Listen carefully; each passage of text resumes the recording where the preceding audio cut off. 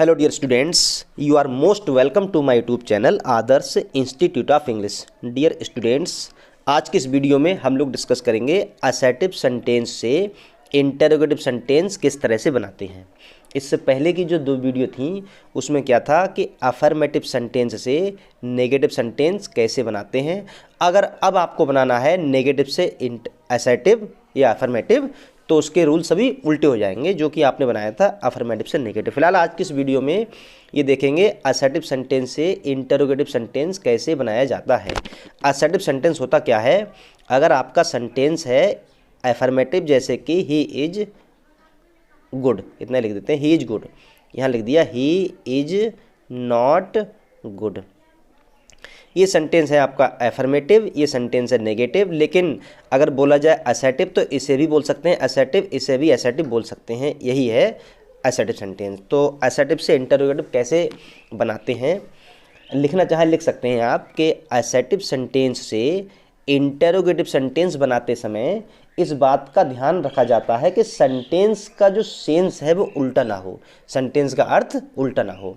अतः नॉट के प्रयोग के द्वारा ही सेंटेंस के अर्थ को मेंटेन रखते हैं। मतलब नॉट इस तरह से अपना रोल प्ले करता है जो कि सेंटेंस के सेंस को बनाकर रखता है। जैसे कि सबसे पहला रूल है आपका असर्टिव सेंटेंस, यदि असर्टिव सेंटेंस किसी हेल्पिंग वर्ब से शुरू हो तो इंटरोगेटिव सेंटेंस बनाते समय उस हेल्पिंग वर्ब को सबसे पहले लिखते हैं। अगर कोई सेंटेंस है वो शुरू है किसी हेल्पिंग वर्ब से तो हेल्पिंग वर्ब को क्या करते हैं, सबसे पहले लिखते हैं। हेल्पिंग वर्ब्स कौन कौन सी? Is, are, am, was, were, has, have, had, will, would, shall, should, can, could, may, might, E T C, ये हैं सब। अगर कोई सेंटेंस है इन हेल्पिंग वर्ब से शुरू है और आपको बनाना है उसका इंटरोगेटिव तो क्या करेंगे, इस हेल्पिंग वर्ब में जो भी दी होगी उसे लिखेंगे सबसे पहले। एग्जाम्पल देखते हैं। पहला एग्जाम्पल है लव इज ब्लाइंड, प्रेम अंधा है, प्यार अंधा है। ये सेंटेंस अभी तो है असर्टिव। अब ये है आपकी हेल्पिंग वर्ब, इसे उठाकर रख दिया सबसे पहले। सबसे पहले आई हेल्पिंग वर्ब, इंटरोगेटिव का रूल है, फिर आता है सब्जेक्ट। सब्जेक्ट क्या है? लव। और नॉट नहीं है तो लग जाएगा और है तो हट जाएगा। नॉट नहीं है तो लग गया नॉट ब्लाइंड। तो इस सेंटेंस का मतलब क्या है? लव इज ब्लाइंड, प्यार अंधा है। अब इसका मतलब हुआ क्या? प्यार अंधा नहीं है। तो क्या है, मैंने बताया था कि नॉट का प्रयोग करके ही इसके अर्थ को मेंटेन रखते हैं। कैसे? ध्यान रखें आप, अगर सेंटेंस में नॉट है तो वो है, तब तो वो हट जाएगा। और अगर सेंटेंस में नॉट नहीं है तब नॉट लग जाएगा। इसमें ये ध्यान रखें आप, नॉट नहीं है तो हटेगा और है तो नहीं है तो लग जाएगा। अब दूसरा एग्जाम्पल है अमर इज पुअर, अमर गरीब है। फिर देखिए आप इज दिया है तो इज पहले आ गया, फिर आ गया सब्जेक्ट, नॉट नहीं है तो नॉट लग गया, पुअर। अमर गरीब है और सेंस अब क्या अमर गरीब नहीं है। और एग्जाम्पल है यू कैन डू इट, तुम ये कर सकते हो, यू कैन डू इट। तो कैन पहले आ गया, फिर सब्जेक्ट आ गया यू, नॉट नहीं है तो नॉट लग गया, डू इट, क्या तुम ये नहीं कर सकते। फिर नेक्स्ट एग्जाम्पल है शी हैज़ नॉट बीटन मी, ये प्रेजेंट परफेक्ट टेंस आ गया, हैज़ दिया है तो पहले हैज़ आ गया, फिर सब्जेक्ट शी। अब इसमें नॉट है तो नॉट हट गया, बीटन मी, इसका सेंस है शी हैज़ नॉट बीटन मी, उसने मुझे नहीं पीटा है। तो क्या उसने मुझे पीटा है। फिर है you should not go, you should not go, तो नॉट इसमें भी है, पहले आ गया हेल्पिंग वर्ब शुड, सब्जेक्ट आ गया यू, नॉट है तो ये हट जाएगा, गलत लग गया, ये हट जाएगा गो। तो यू शुड नॉट गो क्या हो जाएगा, शुड यू गो। ये हो गया आपका पहला रूल। आप यही ध्यान रखें, हेल्पिंग वर्ब कोई दिए वो आएगी सबसे पहले, उसके बाद सब्जेक्ट, नॉट है तो हट जाएगा, नहीं है तो लग जाएगा। फिर है रूल नंबर सेकेंड, यदि सेंटेंस आपका है प्रेजेंट इंडेफिनिट टेंस में। अगर प्रेजेंट इंडेफिनिट टेंस में है तो इतिहास गवाह है इस चीज़ का। तो प्रेजेंट इंडेफिनिट टेंस में इंटरोगेटिव में डू या डज लगाते हैं। डू आता है प्लूरल के साथ में और डज आता है सिंगुलर के साथ में। अब आपका एग्जाम्पल है ही रीड्स, वह पढ़ता है, ये टेंस है प्रेजेंट इंडेफिनिट टेंस। अब ये है सिंगुलर तो सबसे पहले क्या आएगा, subject, helping verb does, does आ गया। अब आएगा सब्जेक्ट ही, नॉट नहीं है तो नॉट लग गया। अब जब डू नॉट डज नॉट आते हैं सेंटेंस में तो वर्ब की फर्स्ट फॉर्म आती है, ऐसी एस हट जाता है, तो रीड्स में से ये एस यहाँ से हट गया, ये हो गया डज ही रीड। फिर है यू डू योर वर्क, तो पहले डू आएगा, ये डू आ गया, ये यहाँ पर डू हेल्पिंग, यहाँ पर ये मेन वर्ब है, जैसे कि रीड मेन वर्ब थी यहाँ पे, ये रीड यहाँ पर थी मेन वर्ब, तो इसके अकॉर्डिंग हमने क्या लगाया, डज, सब्जेक्ट के अकॉर्डिंग। ऐसे ही सब्जेक्ट क्या है, यू, तो इसके अकॉर्डिंग क्या आएगा, डू, फिर सब्जेक्ट आएगा यू। अब ये B1 है तो इसमें नॉट तो है नहीं, तो नॉट लग गया। अब वर्ब की फर्स्ट फॉर्म क्या हो गई, डू, और योर वर्क ऐसी आ गया, यू डू योर वर्क, तुम अपना काम करते हो, क्या तुम अपना काम नहीं करते हो। उसके बाद में नेक्स्ट एग्जाम्पल है, अमर डज नॉट हेल्प मी, अमर मेरी सहायता नहीं करता है, इसमें नॉट ऑलरेडी दिया है, तो पहले तो आएगा हेल्पिंग वर्ब, डज आ गया, उसके बाद सब्जेक्ट आ गया ही, नॉट है तो वो हट गया हेल्प मी। और ऐसे ये है, you do not look serious, तो पहले क्या आएगा, डू, सब्जेक्ट आएगा यू, नॉट हट गया, लुक सीरियस। इस सेंटेंस का सेंस है कि अमर मेरी सहायता नहीं करता है, तो इसका क्या मतलब हुआ, क्या अमर मेरी सहायता करता है। You do not look serious, तुम सीरियस नहीं दिखते हो, तो क्या तुम सीरियस दिखते हो। एक एग्जाम्पल और है, सी ऑलवेज इग्नोर मी, वह सदैव मुझे इग्नोर करती है, तो प्रेजेंट इंडेफिनिट टेंस है, इग्नोर्स हो जाएगा, सॉरी इग्नोर्स, क्योंकि सिंगुलर है ये, एक वचन के साथ में वर्ब की फर्स्ट फॉर्म ऐसे ही है, तो सी ऑलवेज इग्नोर्स मी, तो पहले क्या आएगा, डज, उसके बाद सब्जेक्ट सी, ऑलवेज का हो जाता है नेवर, तो नेवर कर दिया, बाकी ऐसे आ गया इग्नोर मी। उसके बाद देखते हैं सेकेंड, इसमें क्या है, अगर सेंटेंस है आपका पास्ट इंडेफिनिट टेंस, तो क्या करते हैं, पहले लगाते हैं डिड, लिखना चाहे लिख सकते हैं कि यदि सेंटेंस पास्ट इंडेफिनिट टेंस में हो तो इंटरोगेटिव सेंटेंस बनाते समय सबसे पहले डिड को लिखते हैं। एग्जाम्पल है पहला, ही कॉल्ड मी, ये B2 आ गई वर्ब की सेकेंड फॉर्म, तो सबसे पहले क्या आएगा, हेल्पिंग वर्ब डिड आ गई, उसके बाद सब्जेक्ट आ गया आपका ही, जब आ गई डिड तो आएगा B1 वर्ब की फर्स्ट फॉर्म, कॉल आ गया, सेंटेंस में इसमें नॉट तो है नहीं, तो नॉट यहाँ लग गया, और मी। फिर है यू प्लेड वेल, फिर आगे सेकंड फॉर्म, तो पहले आएगा डिड, नॉट तो है नहीं इसमें, तो सब्जेक्ट के बाद में नॉट आ गया, और प्ले वेल।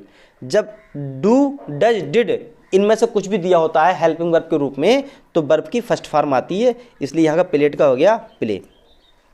उसके बाद है अमर डिड नॉट हेल्प मी, अमर ने मेरी सहायता नहीं की, तो पहले क्या आ गया, डिड, उसके बाद आ गया आपका सब्जेक्ट अमर, नॉट है तो हट गया हेल्प मी।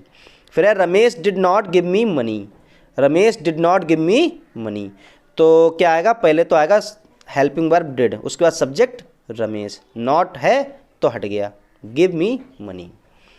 उसके बाद है आपका नेक्स्ट रूल, यदि सेंटेंस में दिया हो नेवर, यदि सेंटेंस में नेवर दिया हो तो इसके स्थान पर क्या लगाते हैं, हाउ, हाउ लगाते हैं, व्हेन भी लगा सकते हैं। तो एग्जाम्पल है, we can never forget Gandhi ji, क्या मतलब हुआ, हम गांधी जी को कभी नहीं भूल सकते, तो नेवर दिया है तो क्या आएगा, सब इसके स्थान पर हाउ, इसके स्थान पर हाउ आएगा, लेकिन हाउ है क्वेश्चन वर्ड, तो आएगा सबसे पहले हाउ। क्वेश्चन वर्ड की विशेषता है, अगर क्वेश्चन वर्ड है तो उसके बाद आती है हेल्पिंग वर्ब, ये क्वेश्चन वर्ड आ गया, हेल्पिंग वर्ब क्या है, कैन, सब्जेक्ट वी, उसके बाद ये तो हट गया फॉरगेट गांधी जी, इसका मतलब है we can never forget Gandhi ji, हम गांधी जी को कभी नहीं भूल सकते, तो क्या हो गया, how can we forget Gandhi ji, हम गांधी जी को कैसे भूल सकते हैं। ये हम ऐसे भी बना सकते हैं, पहले रूल के अकॉर्डिंग, अगर हेल्पिंग वर्ब है तो पहले वो आएगी, कैन आ गया पहले, उसका सब्जेक्ट वी, नेवर का हो जाता है एवर, फॉरगेट गांधी जी, क्या हम गांधी जी को कभी भूल सकते हैं। एवर का मतलब होता है कभी, और इसी एवर का मतलब होता है सदैव, लेकिन अगर इंटरोगेटिव सेंटेंस है सबसे पहले हेल्पिंग वर्ब या है, तो हम इस एवर का सेंस निकालते हैं कभी।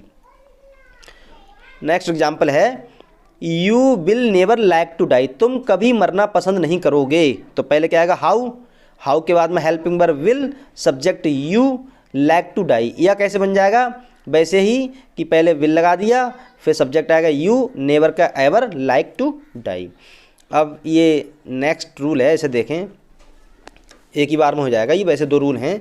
देखिए, अगर सेंटेंस में दिया हो एवरीवन, एवरीबडी, ऑल, ये ना दिया हो तो नो वन, नोबडी, नॉन, इनमें से कुछ भी दिया हो। अंतर क्या है, ये आते हैं एफर्मेटिव में और ये आते हैं नेगेटिव में। अगर एवरीवन, एवरीबडी, ऑल से शुरू है तब भी इसके स्थान पर क्या लगाते हैं, हु। अगर नो वन, नोबडी, नॉन से शुरू है तब भी इसके स्थान पर क्या लगाएंगे, हु। इनमें से कुछ भी दिया हो आएगा हु। अंतर है क्या, अगर ये दिए होंगे एवरीवन, एवरीबडी, ऑल, तब नॉट लगाते हैं क्योंकि ये नेगेटिव नहीं है। और अगर नो वन, नोबडी, नॉन दिया है तो नॉट नहीं लगाते हैं। क्यों? क्योंकि नो इनमें खुद ही छिपा हुआ है। नो, नोबडी, नो वन में नो है, नोबडी में नो, नॉन में नो। इसलिए अगर इनमें से कुछ है तब भी हुआ आएगा लेकिन नॉट लगाएंगे, इनमें से कुछ है तब भी हुआ आएगा तो नॉट नहीं लगाएंगे। जैसे कि एग्जाम्पल है आपका, देख सकते हैं आप, all would like to be happy, सभी खुश रहना चाहेंगे। तो ऑल ये वाला आएगा, ये इसके स्थान पे क्या आएगा, हु, तो हु आ गया। नॉट तो लगाएगा, दिया इसमें इस वाले में नॉट लगाते हैं तो वुड, नॉट भी आएगा, not like to be happy, खुश रहना कौन नहीं चाहेगा। उसका नेक्स्ट देखते हैं, इसी का एग्जाम्पल है, nobody has seen the wind. अब वो आएगा नोबडी, अब तो नो इसमें पहले से ही है, इसका मतलब इसके स्थान पर तो आ जाएगा हु, लेकिन नो, अब नो या नॉट नहीं आएगा तो ये नोबडी का नो हट गया, इसके स्थान में क्या आएगा, हु, बाकी no changing, has seen the wind. मतलब अगर नोबडी, नो वन या नॉन इनमें से कुछ भी दिया है, नोबडी, नो वन, नॉन में से, तो केवल हु लग जाएगा और सेंटेंस में पूरे कोई चेंजिंग नहीं होगी। उसके बाद है सम अदर एग्जाम्पल्स। ये कैसे हैं, देखिए अगर सेंटेंस में है नथिंग, अगर नथिंग है तो इसके स्थान चेंजेस इनटू एनीथिंग, तो इसका हो जाता है एनीथिंग। कैसे, एग्जाम्पल है, ही सैड नथिंग, उसने कुछ नहीं कहा, अबाउट दिस मैटर, इस मामले के बारे में, उसने इस मामले के बारे में कुछ नहीं कहा। तो हमें क्या करना है, अगर एनीथिंग दिया हुआ है तो क्या लगाएंगे, नथिंग, वो एनीथिंग दिया, वो नथिंग दिया है तो इसके स्थान पर क्या आएगा, एनीथिंग। बाकी रूल वही फॉलो करेंगे पहले वाला, जैसे कि अब ये टेंस देखें आप कौन सा है, he said nothing about this matter, ये आ गई B2। B2 मतलब पास्ट इंडेफिनिट टेंस। जब पास्ट इंडेफिनिट टेंस है तो इंटरोगेटिव में सबसे पहले आएगा डिड, फिर आएगा सब्जेक्ट ही, और जब डिड आ गया पास्ट इंडेफिनिट के इंटरोगेटिव में आती फर्स्ट फॉर्म, इसका हो गया से। नथिंग का हो गया एनीथिंग अबाउट दिस मैटर। इसका मतलब है उसने इस मामले के बारे में कुछ नहीं कहा, तो क्या उसने इस मामले के बारे में कुछ कहा। नेक्स्ट एग्जाम्पल है आपका, there is nothing better than honesty, ईमानदारी की अपेक्षा कुछ भी अच्छा नहीं होता। देयर इज नथिंग बेटर, कुछ भी अच्छा नहीं है ईमानदारी की अपेक्षा। तो इसमें पहले इज दिया तो पहले आएगा इज, सब्जेक्ट, देयर, नथिंग का anything better than honesty. Next nothing but, अगर सेंटेंस में दिया है नथिंग बट तो इसका हो जाएगा एनीथिंग बट। नथिंग बट कुछ भी नहीं सिवाय के, या कुछ है सिवाय के। यहाँ जो बट है, इस बट का मतलब है सिवाय, लेकिन तो होता ही, लेकिन इसमें है इसका मतलब सिवाय, क्योंकि इसी बट का मतलब सिवाय भी होता है।